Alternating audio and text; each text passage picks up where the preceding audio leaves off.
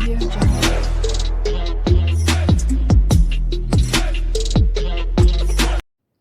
Hello दोस्तों, क्या आप जानते हैं कि ट्रांजिट बेल क्या होती है, यानी कि ट्रांजिट जमानत क्या होती है। दोस्तों, ट्रांजिट रिमांड की तरह ट्रांजिट बेल का कंसेप्ट भी काफ़ी चर्चा में है।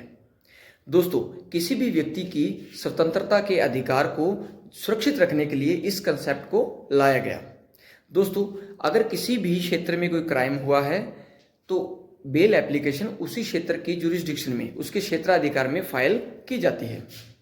अब मान लीजिए किसी व्यक्ति को डर है कि किसी अन्य क्षेत्र की, किसी अन्य राज्य की पुलिस आके उसे अरेस्ट कर लेगी।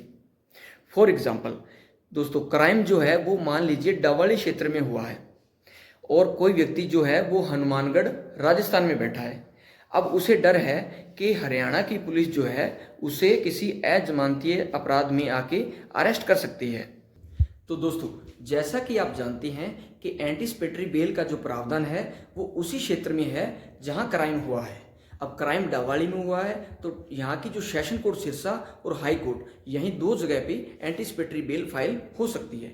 लेकिन वो व्यक्ति जो हनुमानगढ़ राजस्थान में बैठा है वो ऑलरेडी डरा हुआ है कि हरियाणा की पुलिस उसे अरेस्ट कर लेगी, तो ऐसी स्थिति में वो हरियाणा में तो एंटर होने से रहा।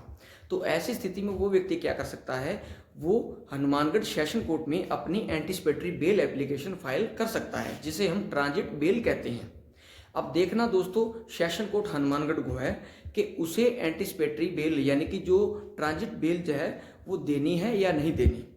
दोस्तों, अगर सेशन कोर्ट हनुमानगढ़ उस व्यक्ति को ट्रांजिट जमानत दे देती है तो वो व्यक्ति कोर्ट के उस ऑर्डर को जब भी पुलिस उसे अरेस्ट करने जाए तो दिखा सकता है, जिस ऑर्डर के तहत पुलिस उसे बेल पे यानी कि जमानत लेकर छोड़ सकती है। अब दोस्तों, क्या होता है कि जो ट्रांजिट जमानत है, जो व्यक्ति हनुमानगढ़ में बैठा है उसने ट्रांजिट बेल एप्लीकेशन फाइल करके ट्रांजिट जमानत ले ली। अब वो जो ट्रांजिट जमानत है वो एक लिमिटेड समय के लिए दी जाती है, यानी कि एक निर्धारित समय के लिए ट्रांजिट जमानत दी जाती है। और उस समय के अंतर्गत उस व्यक्ति को जहां अपराध हुआ है, अपराध डावाली हुआ था, तो डावाली की सेशन कोर्ट या फिर हाई कोर्ट में एंटीसिपेटरी बेल फाइल करनी होती है। दोस्तों, ये जो एंटीसिपेटरी बेल फाइल है ये सीआरपीसी के सेक्शन 438 के तहत फाइल की जाती है। अब देखना उस कोर्ट को है जहां एंटीसिपेटरी बेल फाइल की गई है कि उस व्यक्ति को एंटीसिपेटरी बेल देनी है या नहीं देनी। या तो वो कोर्ट एंटीसिपेटरी बेल की एप्लीकेशन को अलाउ कर देती है या फिर डिसमिस कर देती है। अगर वो कोर्ट उस एंटीसिपेटरी बेल एप्लीकेशन को डिसमिस कर देती है तो ऐसे में पुलिस उस अजमानतीय अपराध के लिए उस व्यक्ति को अरेस्ट कर सकती है।